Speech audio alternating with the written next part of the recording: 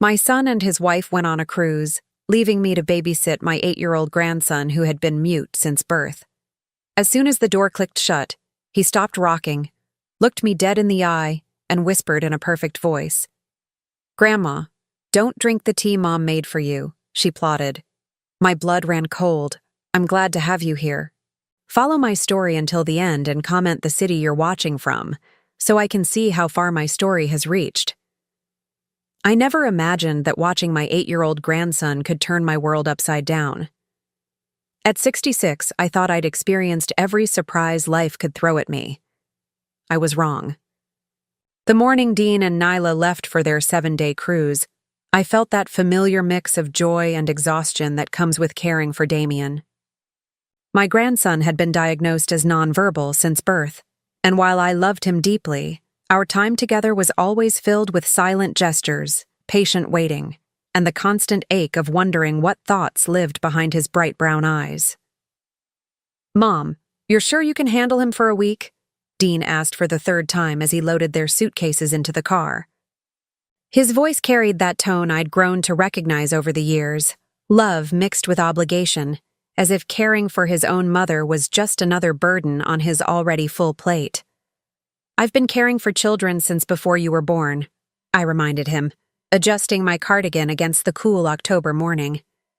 "Damien and I will be just fine." Nyla emerged from the house, her platinum blonde hair perfectly styled despite the early hour. She carried herself with that particular brand of confidence that comes from never having to doubt your place in the world. At 34, she had the kind of beauty that turned heads and the kind of ambition that never seemed satisfied with what she had. "Lucinda, I've prepared some special tea for you," she said, her voice honeyed with false concern. "The chamomile blend you love so much. I made enough to last the whole week. Just add hot water to the packets I left on the counter." I nodded gratefully, though something in her smile didn't quite reach her eyes. "That's very thoughtful, dear. And remember," she continued, placing a manicured hand on my shoulder, "Damien's bedtime is exactly at 8 o'clock. He gets very agitated if his routine is disrupted. The pediatrician said consistency is crucial for children with his condition." Damien stood beside me, his small hand clasped in mine. He wore his favorite dinosaur shirt and carried the worn stuffed elephant he'd had since he was 2. To anyone watching, he appeared to be the picture of a special needs child, quiet, withdrawn, dependent on the adults around him for guidance and care. "We'll stick to his routine," I assured them, though privately I wondered how much of Damien's supposed need for rigid structure was real, and how much was just another way for Nyla to maintain control, even from a distance. After more hugs and repeated instructions, Dean and Nyla finally drove away, their luxury sedan disappearing around the corner toward the highway that would take them to the port. I stood on the front porch, waving until they were out of sight, Damien's hand still secure in mine. "Well, sweetheart," I said to him as we turned to go back inside, "it's just you and me for the next 7 days." He looked up at me with those intelligent eyes, and for a moment, I could have sworn I saw something flicker there, a kind of awareness that seemed far beyond his supposed limitations. But then he was tugging me toward the house, eager to get to his toys, and I dismissed the feeling as wishful thinking. We spent the morning in the living room. I worked on my crossword puzzle while Damien arranged his action figures in elaborate patterns on the coffee table. The house felt different without Dean and Nyla's presence. Quieter, but somehow more peaceful. The tension that usually hung in the air like invisible smoke had dissipated, leaving behind only the comfortable silence of 2 people who genuinely enjoyed each other's company. Around 11 o'clock, I decided to make myself some of the special tea Nyla had prepared. The packets were lined up neatly on the kitchen counter, each one labeled with careful handwriting. For Lucinda, chamomile comfort blend.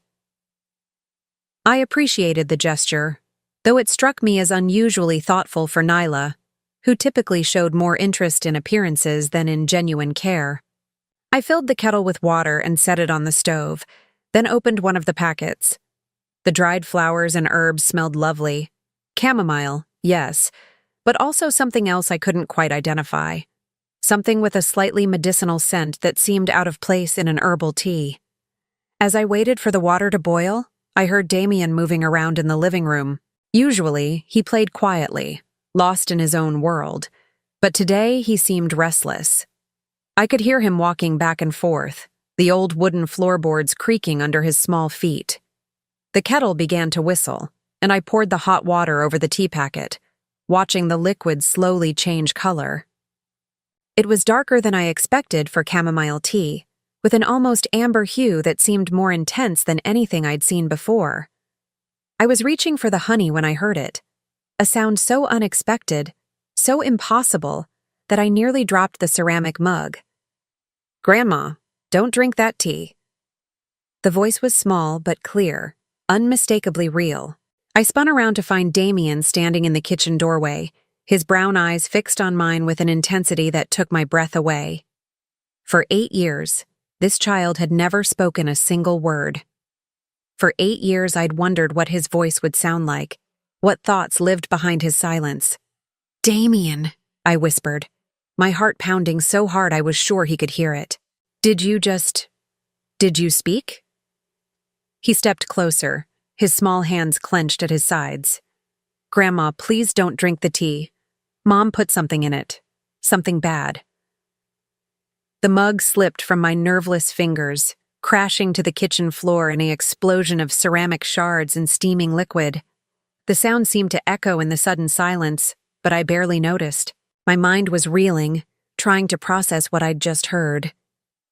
"You can talk," I said, sinking into one of the kitchen chairs before my legs gave out entirely.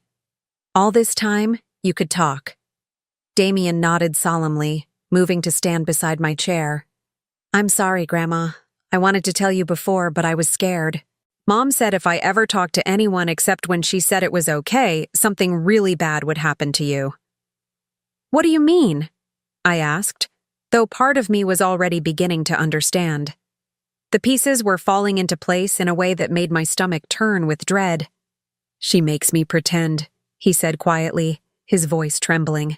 "When other people are around, especially doctors, I have to act like I can't understand things. But I hear everything, Grandma. I see everything." I reached out with shaking hands and pulled him close, feeling the warm weight of his small body against mine. 8 years of silence, of thinking my grandson lived in a world I couldn't reach. 8 years of watching Nyla play the role of devoted mother caring for a special needs child. 8 years of believing the medical reports, the therapy sessions, the endless consultations with specialists. "What did she put in my tea?"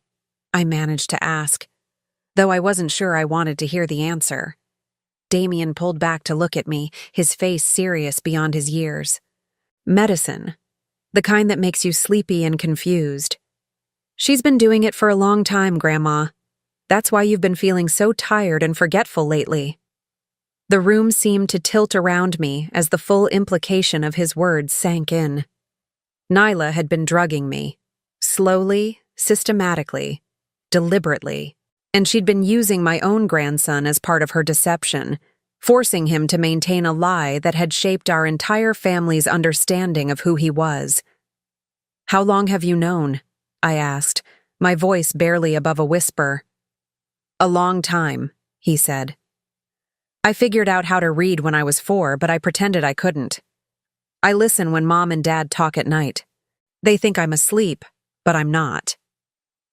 The courage it must have taken for this 8-year-old child to maintain such a pretense for years was staggering. To live in silence, to allow everyone to believe he was incapable of normal communication, all while understanding exactly what was happening around him. "Why are you telling me now?" I asked. "Because they're gone," he said simply. "And because I heard Mom talking on the phone yesterday. She said something about speeding things up while they were away. She made the tea packet stronger this time, Grandma. Much stronger."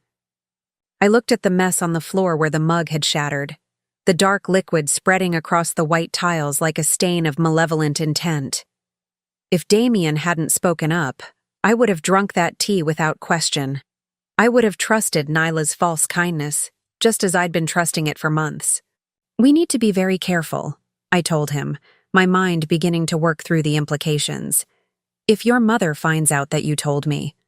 She won't, Damien said with a confidence that surprised me. I know how to pretend. I've been doing it my whole life. But now we can work together, Grandma. We can stop her. The determination in his young voice was both heartbreaking and inspiring. This child had been protecting himself and trying to protect me in the only way he could. Now, finally, we had a chance to protect each other. As I knelt to clean up the broken ceramic, my hands still trembling from shock and revelation, I realized that everything I thought I knew about my family had just crumbled along with that mug. The next 7 days weren't going to be a simple week of babysitting my grandson. They were going to be a fight for both our futures. And for the first time in months, despite the fear and confusion swirling in my mind, I felt truly awake. The afternoon sun streamed through my kitchen windows as Damien and I sat at the small round table, sharing a lunch of grilled cheese sandwiches and tomato soup. It felt surreal. This ordinary moment made extraordinary by the fact that we were actually talking. For the first time in 8 years, I could hear my grandson's thoughts, his questions, his observations about the world around him. "Tell me about the medicine," I said gently, cutting his sandwich into smaller pieces out of habit. "How long has your mother been putting it in my tea?" Damien chewed thoughtfully before answering. "I think it started about 2 years ago. That's when you began sleeping more during your visits, and when Mom started saying you were getting confused about things." 2 years. I thought back to that time, remembering how Dean and Nyla had begun expressing concern about my memory. Little things at first, forgetting where I'd put my car keys, losing track of conversations mid-sentence, feeling overwhelmingly tired even after a full night's sleep. I'd attributed it to aging, maybe the beginning stages of cognitive decline that ran in my family. "What exactly does she put in the tea?" I asked, though I dreaded the answer. "Different pills," Damien said, his voice matter-of-fact in the way children can be about even terrible things. "She crushes them up really fine. I watched her do it through the crack in their bedroom door. She has a little container where she keeps the powder, and she mixes it into the tea packets with a tiny spoon." The methodical nature of it made my stomach churn. This wasn't an impulsive act of desperation. It was calculated, planned, executed with the kind of precision that spoke to long-term intentions. "Do you know what kind of pills?" I pressed. Damien nodded, and his next words chilled me to the bone. "Sleep medicine, but the really strong kind, and some white ones that she said were for making old people calm. I heard her tell Dad that if you took enough of them over time, it could cause something called cognitive decline, and that doctors would just think it was normal for someone your age." I set down my spoon, no longer able to pretend I had an appetite. The picture Damien was painting was of a systematic poisoning designed to make me appear mentally incompetent. The implications were staggering, not just for my health, but for my independence, my legal capacity, my ability to make decisions about my own life. "Your father," I said carefully.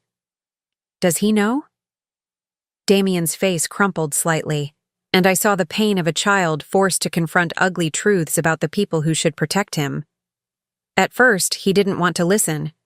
But Mom kept talking about how much money it costs to take care of you as you get older, and how it would be better for everyone if you just went to sleep and didn't wake up. The words hit me like a physical blow. My own son, discussing my death as if it were a financial planning decision. "Dad doesn't like it," Damien continued quickly, seeing my expression. "He gets upset when Mom talks that way. But he's scared of her, Grandma. Just like I am. She gets really angry when people don't do what she wants." I reached across the table and took his small hand in mine. "What does she do when she gets angry?" "She doesn't hit or anything," he said, which should have been reassuring but somehow wasn't. "But she has ways of making people sorry they didn't listen. Like when I was 5 and I accidentally said mama in front of the doctor. She told me later that if I ever spoke again when I wasn't supposed to, She'd send me away to a special hospital where I'd never see you or Dad again. The threat was as cruel as it was effective. A 5-year-old child, just beginning to understand the world around him, silenced by the terror of losing everyone he loved. She said the doctors there would give me shots that would make me sleep all the time, and that no one would ever believe anything I said even if I tried to tell them what happened, he continued. She said some children go to places like that and their families forget about them completely. I had to blink back tears of rage and sorrow. The psychological manipulation of a small child, the weaponizing of his natural fears and dependencies. It was a level of cruelty that I was still struggling to fully comprehend. "But you're very smart," I said, squeezing his hand. "Smarter than she thinks you are." "I had to be," Damien said simply. "I started paying attention to everything after that. I learned to read by watching TV when no one was looking. I figured out how to understand what adults were really saying, not just the words they used in front of me." The resilience of this child amazed me. While other 8-year-olds were playing video games and complaining about homework, Damien had been conducting a covert survival operation, gathering intelligence that might someday save both our lives. "What else have you learned?" I asked. "Mom has been researching things on her computer," he said. "She doesn't know I can read, so sometimes she leaves it open when she goes to get coffee. I've seen pages about something called elder abuse and how hard it is to prove, and lots of stuff about natural causes and expected decline in elderly patients."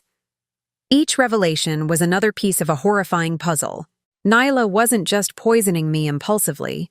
She was educating herself on how to do it effectively, how to avoid detection, how to make my eventual death appear natural and expected.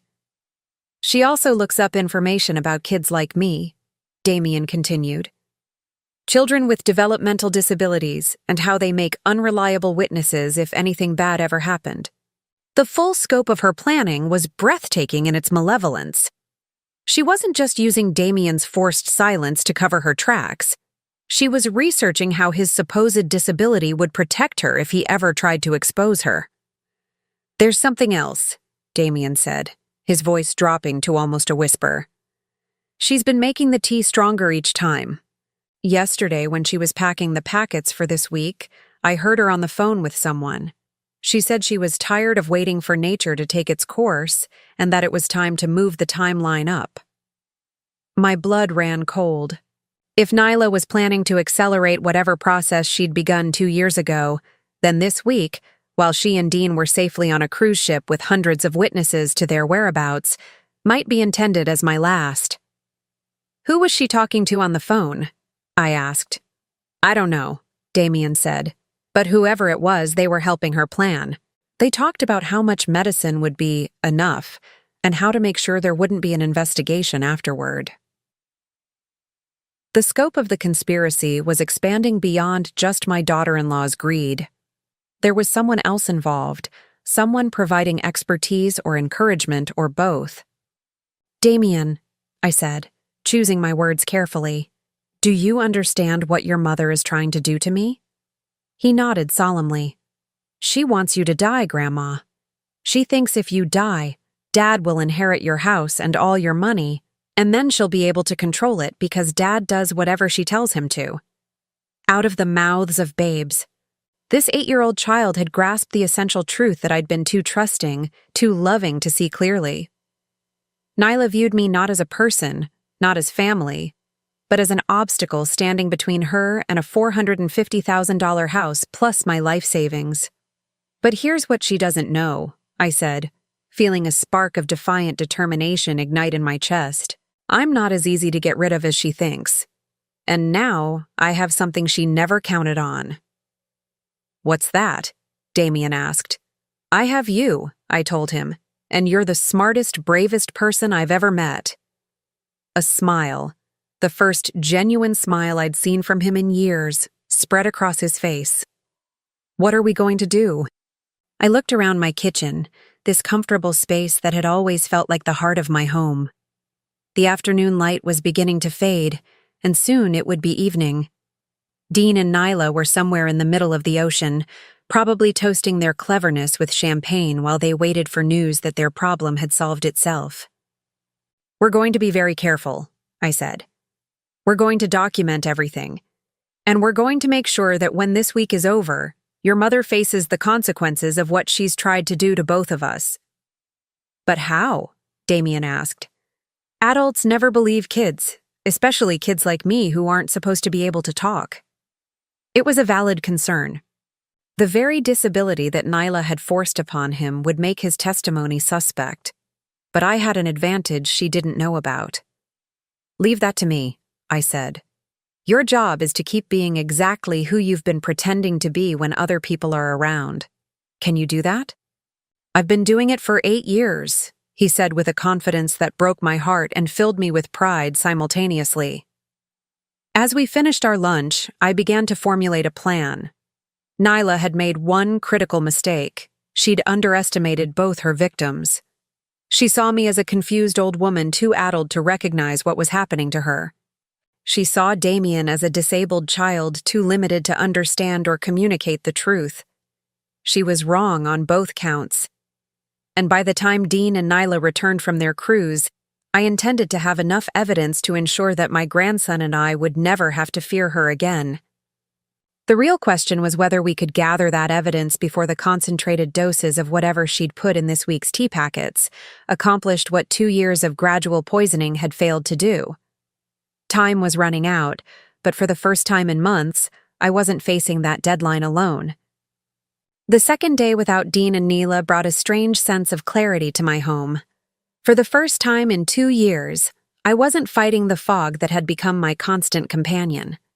My mind felt sharp, alert in a way I'd almost forgotten was possible. The absence of Nyla's special tea was like emerging from underwater and finally being able to breathe. Damien and I had spent the evening before developing what we called our safety plan. During the day, when neighbors might see us through windows or visitors might stop by, he would return to his role as the silent, withdrawn child everyone expected. But in the privacy of my home, when we were certain we were alone, he could be himself. Brilliant, observant, and heartbreakingly mature for his 8 years. "Grandma," he said over breakfast, his voice still carrying that note of wonder that came from finally being allowed to speak freely. "I need to show you something, but we have to be really careful about it." "What kind of something?" I asked, though the serious expression on his face already had me bracing for another revelation. "Mom's research," he said. "She printed some things and hid them in my room. She thought I couldn't read them, so she figured it was the safest place to keep them." We made our way upstairs to the small guest bedroom that served as Damien's space during our visits. It was decorated with cheerful dinosaur wallpaper that I'd put up when he was 4, thinking it might encourage him to be more communicative. Now, knowing what I knew, the bright creatures seemed to watch us with knowing eyes. Damien went to his dresser and carefully moved aside his folded clothes. Hidden underneath, wrapped in one of his old receiving blankets, was a manila folder. "She checks on this sometimes," he explained in a whisper, though we'd already confirmed the house was empty. "She thinks I just play with the blanket because it's soft, but really, I'm making sure she doesn't move the papers." He handed me the folder with the solemnity of a child passing along state secrets. In many ways, that's exactly what it was. The first document made my hands tremble. It was a printout from a medical website titled "Signs of Natural Cognitive Decline in Elderly Patients." Someone, Nyla, I assumed, had highlighted specific sections in yellow marker. Progressive memory loss. Increased confusion and disorientation. Changes in sleep patterns and appetite. Difficulty with complex tasks. Every highlighted symptom was something I'd experienced over the past 2 years. Symptoms that had convinced my own son that his mother was sliding into dementia. The second document was worse. It was an article about when elderly parents become a burden, making difficult decisions about care. The margins were filled with handwritten notes in Nyla's precise script. Nursing home costs $15,000 per month minimum. Legal complications of incompetency proceedings. Timeline considerations. But it was the third document that made my blood run cold. Medication Interactions in Elderly Patients, Accidental Overdoses and Their Prevention, read the title. This article had been annotated more heavily than the others.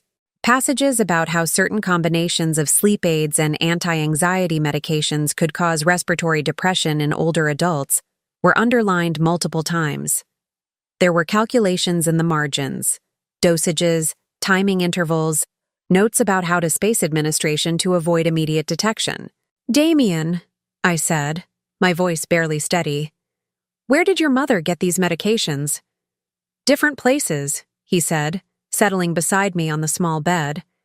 "Some she got from doctors by saying she was having trouble sleeping. Some she ordered online using fake names. And some—" He hesitated, and I could see he was struggling with something particularly difficult to share. "Some she got from Mrs. Henderson next door," he finished in a rush. Mrs. Henderson was my elderly neighbor, a sweet woman in her 70s who lived alone with her 3 cats. I'd been checking on her regularly, especially since her hip surgery last year. "Mrs. Henderson?" I repeated. "How?" "Mom volunteers to pick up her prescriptions sometimes," Damien explained. "Mrs. Henderson has really strong pain medicine and sleep pills because of her surgery. Mom always offers to help, and Mrs. Henderson is grateful because it's hard for her to get to the pharmacy." The picture was becoming clearer and more horrifying. Nyla had been systematically collecting medications from multiple sources, building an arsenal of drugs that could be combined in ways that would appear accidental to anyone who didn't know to look for a pattern. "There's more," Damien said quietly. He reached into the folder and pulled out a handwritten list. "She's been keeping track." The list was titled LM, Progress Notes in Nyla's Careful Handwriting. LM, my initials, Lucinda Morrison.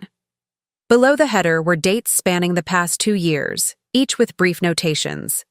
March 15th, first dose administered, no immediate reaction. Appears tired but attributes to normal aging. April 2nd, increased dosage slightly. Subject reported feeling foggy but did not express suspicion. June 10th, noticeable improvement in compliance. Subject more confused, easier to manipulate. September 3rd, breakthrough episode. Subject became temporarily lucid and questioned memory issues. Decreased dose for 1 week to avoid suspicion. The clinical detachment of the language was almost worse than the content. Nyla had been treating my gradual poisoning like a scientific experiment, carefully documenting my decline with the same attention to detail she might give to a recipe or a budget. The most recent entries were the most chilling. October 1st, timeline acceleration necessary. Financial pressures increasing. Subject must be eliminated before next quarterly financial review. October 10th, prepared concentrated doses for cruise week. Calculated amounts should be sufficient for permanent resolution within 48 to 72 hours of administration. I set the papers down with shaking hands. Nyla hadn't just been slowly poisoning me, she'd been planning a specific timeline for my death. And that timeline placed it squarely during the week she and Dean would be on their cruise, establishing perfect alibis while I supposedly succumbed to natural causes in my own home. "Grandma?" Damien's voice was small and worried. "Are you okay?" I looked at this remarkable child who'd been protecting both of us in the only way he could, maintaining his silence to keep us safe while gathering evidence that might save our lives. The courage it must have taken to live with this knowledge, to watch the woman who claimed to be his mother plot the death of the grandmother who truly loved him. "I'm okay," I told him, though I wasn't sure that was entirely true. "But we need to be even more careful than we thought." "What do you mean?" I showed him the final entry on Nyla's list. His face went pale as he read the words about permanent resolution. "She's not planning to wait for the medicine to work slowly," I explained gently. "She's planning to give me enough this week to make sure I don't wake up at all." Damien was quiet for a long moment, processing this information with the serious consideration of someone far older than his years.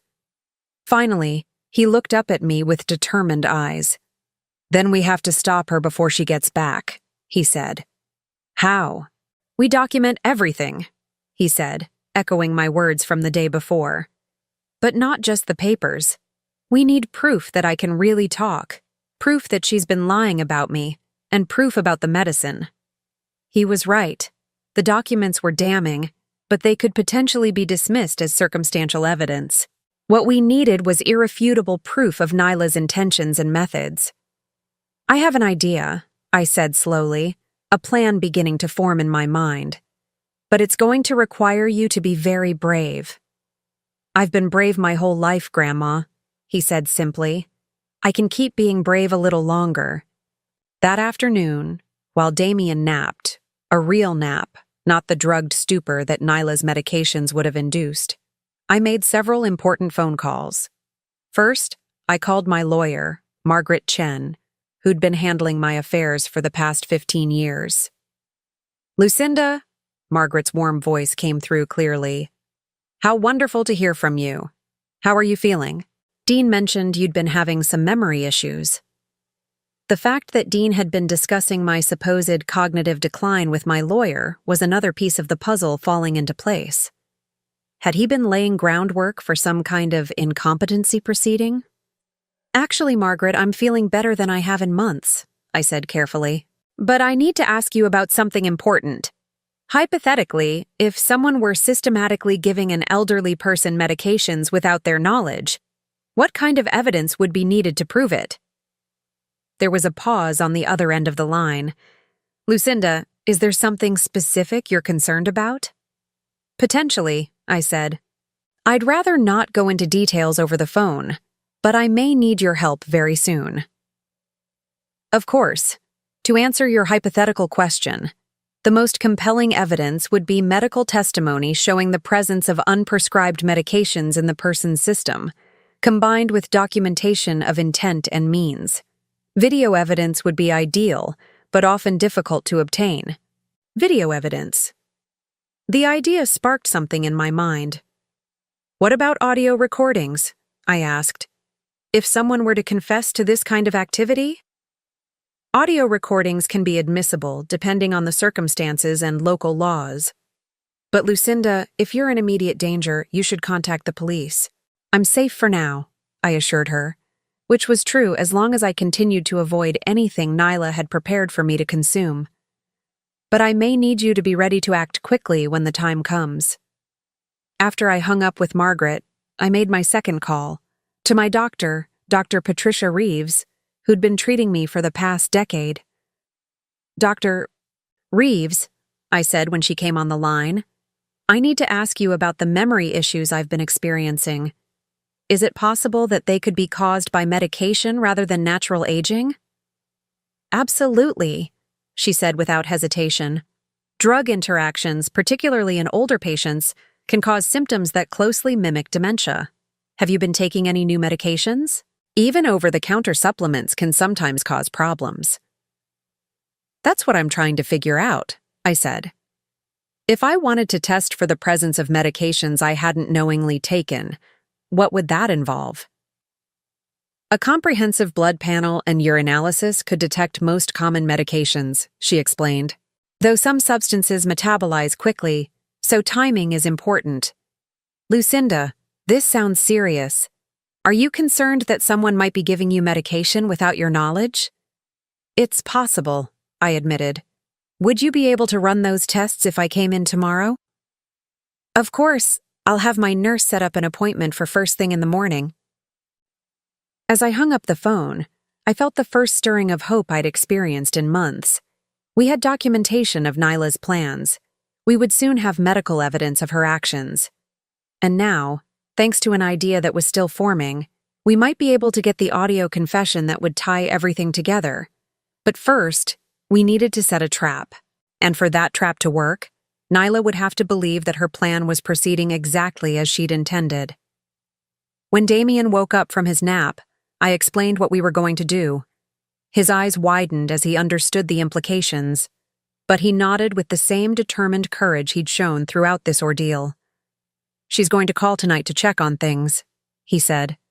She always does on the second day. Perfect, I said, though the word felt strange considering what we were planning. When she calls, we're going to give her exactly what she expects to hear. As evening approached, I felt the weight of what we were attempting. We were about to enter the most dangerous phase of our plan, convincing Nyla that her scheme was working, while gathering evidence that would eventually destroy her. The phone rang at exactly 8 o'clock, just as Damien had predicted. As I reached for the receiver, I caught sight of my reflection in the hallway mirror. For the first time in 2 years, my eyes looked clear and focused. Nyla was about to discover that her victim was much more awake than she'd planned. "Hello, Lucinda?" Nyla's voice came through the phone with that perfectly modulated tone of concern she'd mastered over the years. "How are you and Damien getting along?" I had positioned myself at the kitchen table where I could see Damien in the living room. He was playing quietly with his action figures, but I knew he was listening to every word. We'd rehearsed this conversation, and now it was time for both of us to give the performance of our lives. "Oh, hello, dear," I said, deliberately letting my voice sound tired and slightly confused. We're doing fine, I think. Though I have to admit I've been feeling quite tired. More than usual." "Oh no," Nyla said, and I could hear the barely contained satisfaction beneath her false sympathy. "Have you been drinking the tea I prepared for you? It should help with that." Yes, I have," I lied smoothly. "It tastes a bit stronger than usual, but you always know what's best." There was a pause, and I could practically hear Nyla calculating in her head. If I'd been drinking the concentrated tea packets she'd prepared, I should be showing signs of serious impairment by now. "How has your appetite been?" she asked, and I recognized the question as a way of assessing whether the medications were affecting me as expected. "Not very good," I admitted, which was actually true. The stress of discovering the truth about her plans had definitely affected my eating. "I've been feeling rather nauseous, and sometimes confused about what time it is." "That's completely normal at your age, Lucinda," Nyla said, and I had to grip the phone tighter to keep from responding to the condescending tone.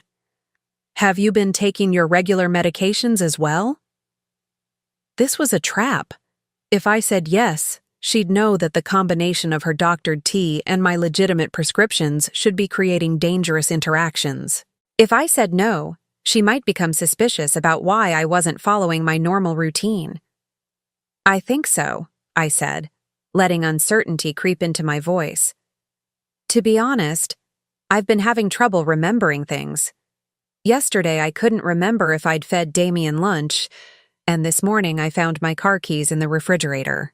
The car keys detail was fabricated, but it was exactly the kind of confusion that would indicate the medications were affecting my cognitive function in the way she intended. "Oh my," Nyla said, and now the satisfaction in her voice was unmistakable. "That does sound concerning. Maybe when we get back we should talk about getting you some additional help around the house." Additional help. Code for beginning the process of declaring me incompetent and taking control of my affairs. "How is Damien handling all this?" she continued. "Is he being difficult? Sometimes children can sense when adults are having problems, and it makes them act out." I looked at my grandson, who was listening intently while arranging his toys. The idea that this remarkable, intelligent child had been dismissed and silenced for years because of his supposed limitations filled me with renewed anger. "He's been very quiet," I said truthfully. "More withdrawn than usual. He seems to spend a lot of time just sitting and watching me." "That's probably for the best," Nyla said dismissively. "The less stimulation you have to deal with, the better. Just make sure he stays out of your way and doesn't cause any additional stress." The casual way she discussed her own son, as if he were nothing more than a potential inconvenience, was chilling. This woman had no real love for either of us. We were simply obstacles or tools to be managed in service of her larger goals. "Lucinda," she continued, her voice taking on what she probably thought was a caring tone. "I want you to promise me something. If you start feeling worse, if you have any dizzy spells or trouble breathing, don't try to drive anywhere. Just rest, okay? Sometimes the best thing for someone your age is just to lie down and let your body recover naturally. The implication was clear. She was expecting, hoping, that I would experience exactly those symptoms. And when I did, her advice was to isolate myself and avoid seeking help. "Of course, dear," I said. "You're so thoughtful to worry about me." "That's what family is for," she replied. And the hypocrisy of those words from someone who was actively plotting my death was almost overwhelming. After a few more minutes of false pleasantries and manufactured concern, Nyla ended the call. I sat in the kitchen for several minutes afterward, my hands still trembling with suppressed rage. "You did great, Grandma," Damien said, appearing beside me. She totally believed it. "How could you tell?" "Her voice gets different when she's really happy about something," he explained with the observational skills of a child who'd learned to read adults for his own survival. "It gets kind of sing-song, even when she's trying to sound worried. She was happy that you sounded confused." The fact that an 8-year-old had to develop such sophisticated understanding of manipulation and deception just to feel safe in his own home was heartbreaking. "Now what?" he asked. "Now we document everything," I said, "and tomorrow we start gathering the evidence that's going to stop her." That evening, I helped Damien write down everything he could remember about his mother's activities over the past 2 years. His recall was extraordinary. He could remember specific conversations, dates when unusual medications appeared in the house, times when Neela had made suspicious phone calls or spent time on her computer researching things she didn't think he could understand. "She keeps a journal," he told me as we worked. "She writes in it every night before bed. She thinks I'm asleep, but I've seen her doing it." "What kind of journal?" "A little blue book that she keeps in her nightstand. She writes about money stuff mostly, but sometimes about you and Dad and me. I saw her writing in it the night before they left for the cruise." A journal would be invaluable evidence, but it was currently locked away in Nyla and Dean's bedroom. However, Damien's information about it would be crucial if and when the police needed to know where to look. The next morning, I kept my appointment with Dr. Reeves. I explained my concerns about possible medication tampering, though I was careful not to reveal too many details about our ongoing investigation. She drew blood for a comprehensive drug screen and assured me the results would be available by the following day. "Lucinda," she said as we finished, "if someone has been giving you medications without your knowledge, that's a serious crime. Have you contacted the police?" "I'm gathering evidence first," I told her. "I want to make sure I have everything I need before I make accusations that could tear my family apart." She nodded understandingly, though I could see the concern in her eyes. "Please be careful. If you're right about this, you could be in real danger." When I returned home, Damien was waiting anxiously by the front window. "How did it go?" he asked. "We should know tomorrow if there are drugs in my system that shouldn't be there," I told him. "But now we need to work on the next part of our plan." "The recording?" I nodded. That morning, I'd purchased a small digital recorder, the kind students use to record lectures. It was tiny enough to hide easily, and the audio quality was surprisingly good. Our plan was to use it to capture Nyla incriminating herself when she returned from the cruise. But first, we needed to practice our strategy. When Dean and Nyla returned, they would expect to find me in a much worse condition than I actually was. I needed to be able to convincingly portray someone who'd been heavily medicated for several days, while Damien continued his role as the silent, observant child he'd been pretending to be for years. We spent the afternoon rehearsing. Damien coached me on how to appear confused and disoriented without overdoing it. Having watched the real effects of his mother's medications on me over the past 2 years, he was an excellent judge of what would seem believable. "You slur your words a little when you're really tired," he instructed. "And you repeat yourself sometimes, like you forget you already said something." "How do you know all this?" I asked, amazed once again by his observational skills. "I had to learn," he said simply. "I needed to know when you were really sick from the medicine and when you were just having a normal tired day," so I could take better care of you when Mom and Dad weren't paying attention. This child had been protecting me for 2 years, in small ways I'd never even noticed. Making sure I sat down when I seemed unsteady, bringing me water when the medications made me thirsty, staying close when I appeared confused, all while maintaining his facade of disability and silence. That evening, as we sat down to dinner, I realized how much had changed in just 3 days. My mind was clearer than it had been in months. I felt stronger, more like myself than I had since this nightmare began. And most importantly, I was no longer alone in the fight for my life. "Grandma?" Damien said as we cleaned up the dishes. "After we stop Mom, what's going to happen to me?" It was the question I'd been dreading, because the answer was complicated. If Nyla was arrested and Dean was found complicit in her plans, Damien would need a new guardian. The thought of this remarkable child being placed in the foster care system was unbearable. But legally, I wasn't sure what options we would have. "I don't know exactly," I told him honestly. "But I promise you this, whatever happens, I will never let you be hurt again. And I will never let anyone force you to be silent again." He nodded solemnly, and I could see that he understood the uncertainty we were facing. But there was also trust in his eyes, trust that we would figure it out together. "2 more days," he said quietly. 2 more days until Dean and Nyla returned from their cruise, expecting to find a very different situation than what would actually be waiting for them. 2 more days to finalize our preparations and steel ourselves for what might be the most important confrontation of our lives. As I tucked Damien into bed that night, he looked up at me with those intelligent brown eyes that had been watching and learning and protecting for far too long. "Grandma," he whispered, "I'm not scared anymore." "Why not?" I asked. "Because now you know the truth," he said. "And the truth is stronger than anything Mom can do." I kissed his forehead and turned off the light, hoping with all my heart that he was right.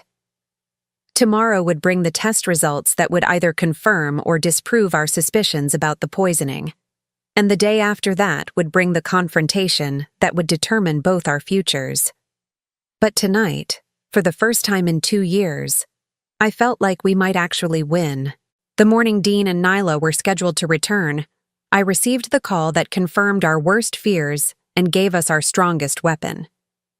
"Lucinda," Dr. Reeves's voice was grave over the phone. "The blood work results are back, and I need you to come in immediately.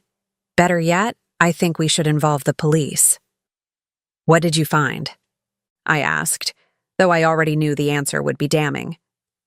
"Your system shows dangerous levels of multiple medications that aren't on your prescription list," she said.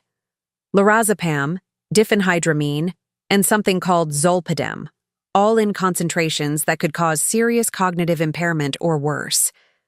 Lucinda, someone has been systematically poisoning you." The clinical confirmation of what Damien and I had discovered sent a chill through me, but it also filled me with a fierce sense of vindication. We weren't crazy. We weren't paranoid. We were victims of a calculated attempt at murder. "How long would it take for these medications to leave my system?" I asked. "Given the concentrations, you've been drug-free for approximately 72 to 96 hours, she calculated. "Which explains why you've been feeling clearer lately.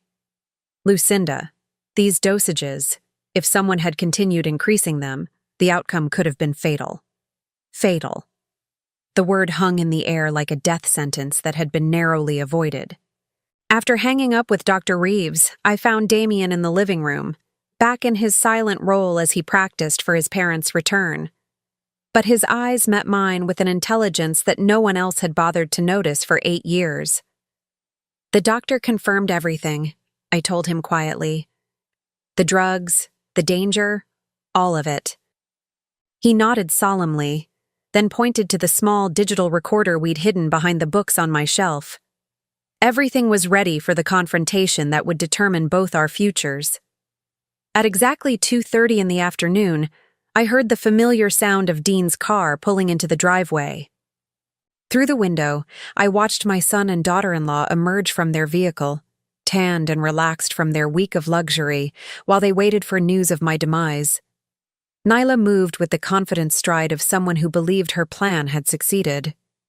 Dean looked tired, probably from the internal stress of what he'd agreed to participate in, but he was here nonetheless. I positioned myself in the living room armchair, slumping slightly and letting my hair appear more disheveled than usual. Damien sat on the floor near my feet, playing silently with his toys, but ready to spring into action when the moment came. The front door opened without a knock. Nyla had insisted on keeping a spare key for emergencies.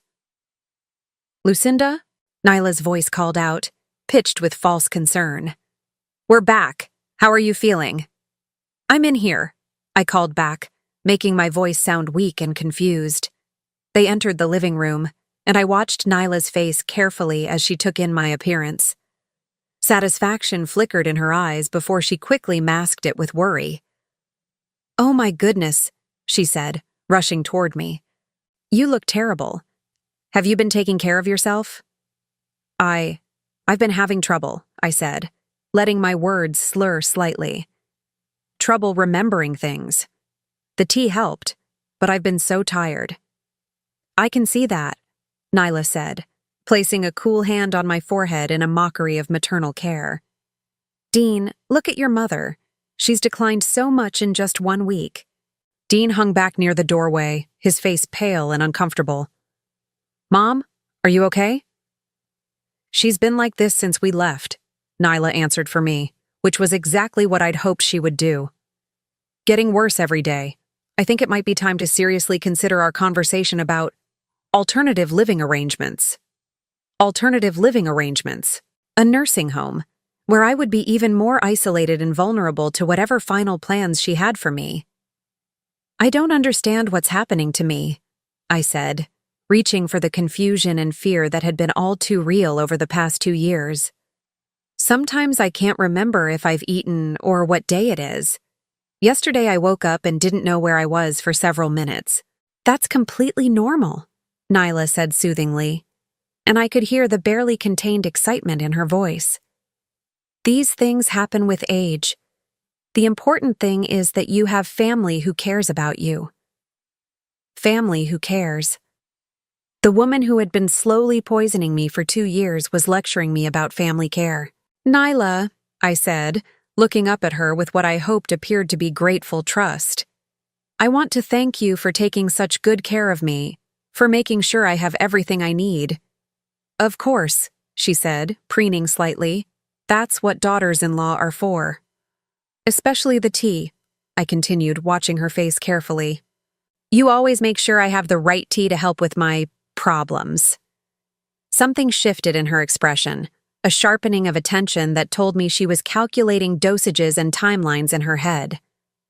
"Have you been drinking all of it?" she asked. "The packets I prepared are stronger than usual. They should help with the sleep issues you've been having." "Oh yes," I assured her. "I've been very careful to drink it exactly as you instructed. Every morning and every evening, just like you said." The lie came easily now. I was fighting for both our lives, and there was no room for moral qualms about deception. "Good," Nyla said, and the satisfaction in her voice was unmistakable. "Consistency is so important with medical issues." Medical issues. She was still maintaining the fiction that she was helping rather than harming me. Dean finally approached, sitting heavily in the chair across from me. "Mom, have you talked to Dr. Reeves lately? Maybe we should schedule an appointment to discuss these memory problems." "Actually," Nyla interjected quickly, "I think Lucinda might be beyond what Dr. Reeves can help with at this point. We might need to consult with a specialist, someone who deals with more serious cognitive decline. A specialist who would be primed to see exactly what Nyla wanted them to see. An elderly woman whose mental faculties had deteriorated to the point where she needed intensive care." "I don't want to be a burden," I said, letting my voice break slightly. "If you think it would be better for me to go somewhere else." "Oh, Mom," Dean said, and I could hear genuine pain in his voice. Whatever role he'd played in this scheme, seeing me like this was clearly affecting him. You're not a burden. We just want what's best for you. What's best, Nyla agreed, is professional care from people who understand these conditions. This was the moment I'd been waiting for. Nyla was comfortable now, confident that her plan had succeeded, and eager to move into the next phase. It was time to spring our trap. "Damien," I said softly, reaching down to touch my grandson's shoulder. "Could you get Grandma a glass of water? I feel a little dizzy." Damien looked up at me and our eyes met for just a moment. He nodded and stood up. But instead of heading toward the kitchen, he moved to the bookshelf where our digital recorder was hidden. "What's he doing?" Nyla asked, distracted by the unexpected behavior. "Damien, the kitchen is that way." Damien ignored her, reaching behind the books and retrieving the small device. As he turned around, holding it in his small hands, Nyla's face went white. "Damien?" Dean said, confusion clear in his voice. "What do you have there?" And then, for the second time in my grandson's life, he spoke in front of his parents. "It's a recorder," he said clearly, his voice carrying perfectly across the silent room. "I've been recording everything for Grandma, including all the times Mom talked about the medicine she's been putting in the tea." The effect was instantaneous and devastating. Nyla lurched backward as if she'd been physically struck. Dean's mouth fell open, his face cycling through confusion, shock, and dawning horror. "That's impossible," Nyla whispered. "He doesn't speak. He can't speak." "I can speak," Damien said, his voice growing stronger with each word. "I've always been able to speak. You just made me too scared to do it in front of anyone." "Damien?" Dean's voice was barely audible. "You. How long have you been able to talk?" "My whole life," Damien said, moving to stand beside my chair. "But Mom told me that if I ever spoke when I wasn't supposed to, she'd send me away and hurt Grandma. So I learned to stay quiet." The truth was pouring out now. 8 years of forced silence finally broken. And with each word, I watched Nyla's carefully constructed world crumbling around her. "This is impossible," she repeated, her voice rising. "He's developmentally disabled. The doctors confirmed it. The tests." "The tests you influenced," I said, my own voice suddenly clear and strong as I dropped the pretense of confusion. "Just like you influenced everything else." Nyla spun toward me, her face twisted with rage and panic. "You, how are you?" "How am I coherent?" I finished for her. "Probably because I haven't been drinking your special tea for the past 5 days." The admission hung in the air like a bomb. Dean was looking back and forth between us, his face pale with growing understanding. "What tea?" he asked weakly. "What are you talking about?" "The tea your wife has been using to slowly poison me for the past 2 years, I said, standing up with more strength than I'd felt in months. "The tea laced with medications designed to make me appear senile and confused. The tea that was supposed to kill me this week while you were safely on your cruise." "That's insane," Nyla said, but her voice lacked conviction. "You're having another episode, Lucinda. You're confused." "Am I?" I reached into my cardigan pocket and pulled out the folder of documents Damien had shown me. "Then explain these." I opened the folder and began reading from her own handwritten notes. October 10th, prepared concentrated doses for cruise week. Calculated amounts should be sufficient for permanent resolution within 48 to 72 hours of administration. The color drained from Nyla's face as she recognized her own words. Dean looked like he was going to be sick. "Permanent resolution, Nyla," I continued. "Is that what you call murdering your husband's mother?" "I never." She started, then stopped, realizing that anything she said could only make things worse. "And Damien," I said, placing my hand on my grandson's shoulder, "has been protecting both of us the only way he could, by staying silent and watching, by gathering evidence, by being brave enough to finally speak when it mattered most." Dean was staring at his son with a mixture of wonder and horror. "Damien? Is this true? Has your mother been?" "She's been hurting Grandma for a long time," Damien said simply. "And she made me promise to never tell anyone I could talk, or she'd make you send me away forever." The manipulation, the psychological abuse, the systematic destruction of a family through fear and deception.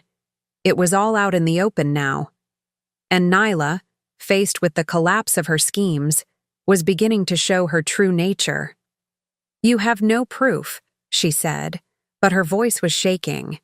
"A confused old woman and a mentally disabled child? No one will believe you." "Actually," I said, reaching for my phone, "I think Dr. Reeves will be very interested in these blood test results showing dangerous levels of medications I never took. And Detective Morrison will be fascinated by your research notes about accidental overdoses in elderly patients." As I dialed the numbers I'd already programmed into my phone, Nyla made a last desperate play. She lunged toward Damien, probably hoping to intimidate him back into silence. She never reached him. 8 years of pent-up protective fury gave me strength I didn't know I possessed. I stepped between them, and for the first time in this entire nightmare, I let my anger show. "Don't you dare touch him," I said, my voice carrying an authority that stopped her cold. "You've terrorized this child long enough." The sirens were already audible in the distance. Justice was finally coming to my house. 9 months later, I stood in the kitchen of my home, watching Damien help me roll out dough for chocolate chip cookies. The afternoon sun streamed through windows that no longer felt like barriers against threats, but simply openings to let in light and warmth. "Can I add the vanilla now, Grandma?" Damien asked, his voice carrying the natural curiosity and joy of a child who no longer had to hide his intelligence. "Of course, sweetheart," I said, marveling as I did every day at the simple pleasure of having real conversations with my grandson. The legal proceedings had been swift once the evidence was presented. Dr. Reeves's blood tests, combined with Nyla's own documented research and planning notes, had built an airtight case for attempted murder. The recording Damien and I had made during that final confrontation had captured Nyla essentially confessing to her crimes.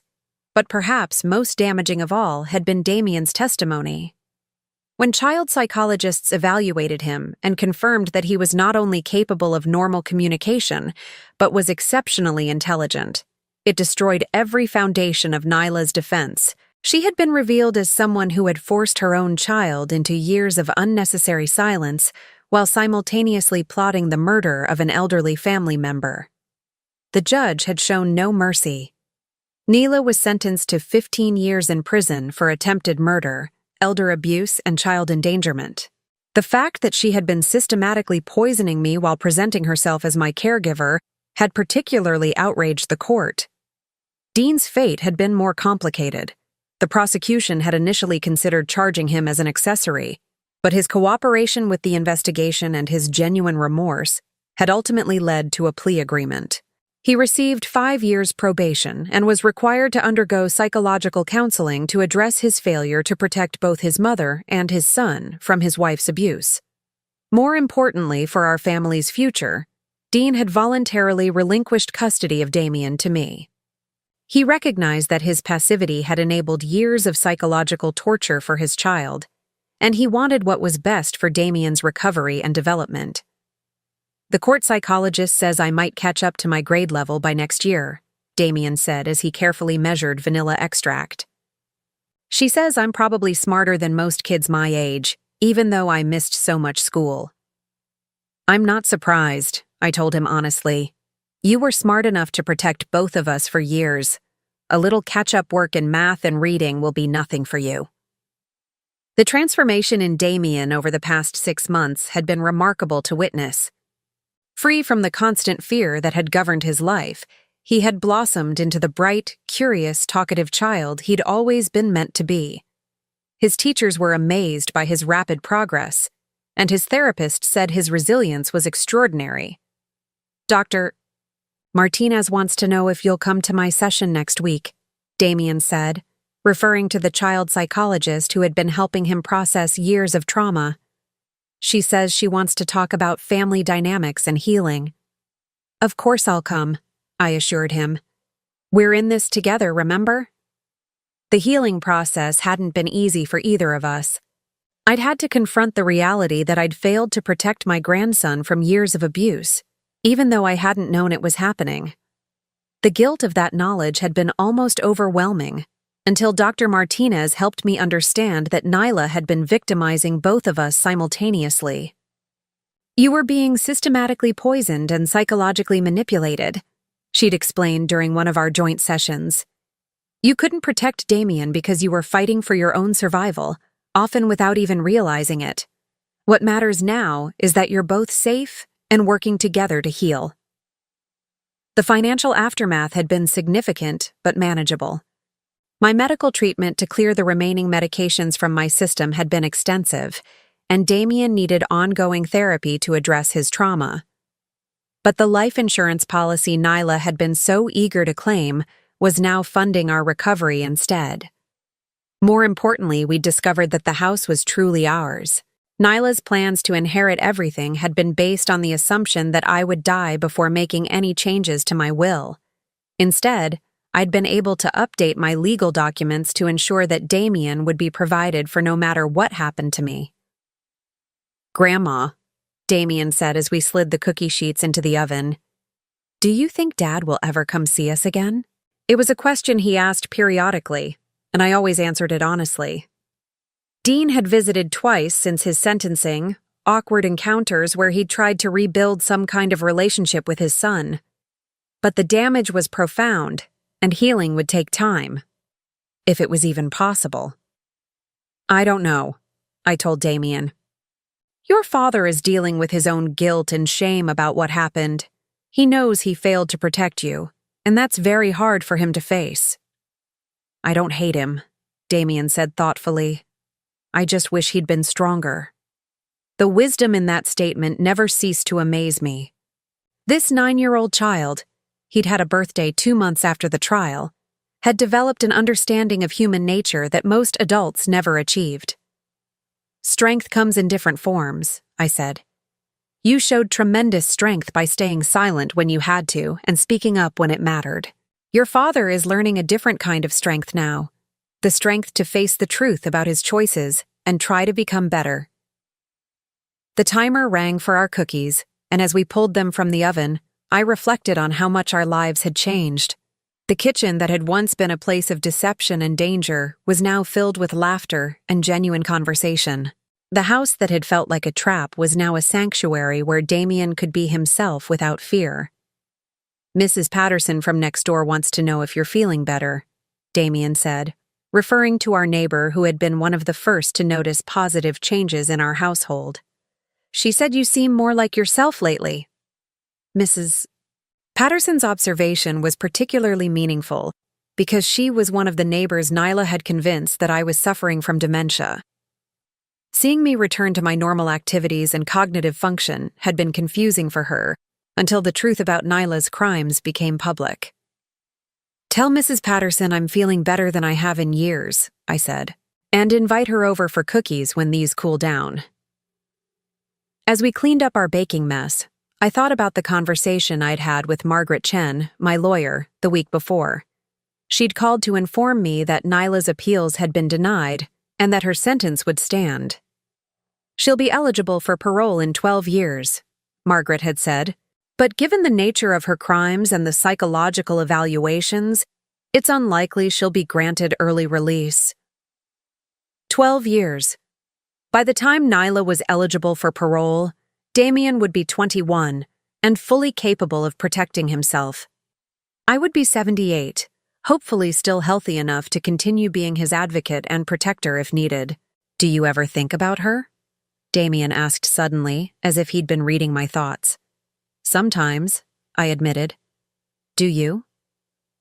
"Not as much as I used to," he said. "Dr. Martinez says that's normal. She says when someone hurts you for a long time, it takes a while to stop expecting them to hurt you again."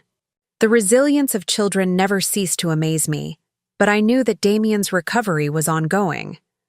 There were still nights when he had nightmares about being sent away, still moments when he flinched if someone spoke too sharply. But every day he grew stronger and more confident in his safety. "What do you want to be when you grow up?"